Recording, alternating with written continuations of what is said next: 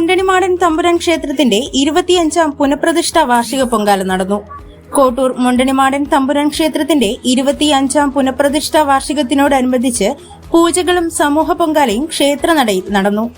ഇന്ന് രാവിലെ 9 മണിക്ക് നടന്ന സമൂഹ പൊങ്കാലയിൽ നിരവധി സ്ത്രീ ഭക്തജനങ്ങൾ പങ്കെടുത്തു.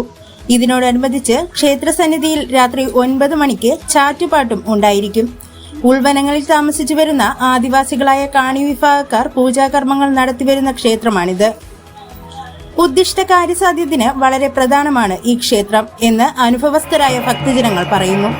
തുടർന്ന് ഇന്ന് രാത്രി 7 മണിക്ക് ക്ഷേത്രനടയിൽ ആകാശവർണ്ണ കാഴ്ച ഉണ്ടായിരിക്കുന്നതാണ്. ഫെബ്രുവരി 4 ചൊവ്വാഴ്ച രാവിലെ 4 മണിക്ക് പൊഴുതിയും ഉണ്ടായിരിക്കുന്നതാണ്. മറ്റെല്ലാ ദിവസങ്ങളിലും രാവിലെ 9 മണി മുതൽ ഉച്ചയ്ക്ക് 1 മണി വരെ പ്രശ്നങ്ങളും പരിഹാര കർമ്മങ്ങളും മറ്റു പൂജകളും ഉണ്ടായിരിക്കും. ഇവിടേക്ക് ദൂരദേശങ്ങളിൽ നിന്നും നിരവധി ഭക്തരാണ് വന്നെത്തുന്നത്.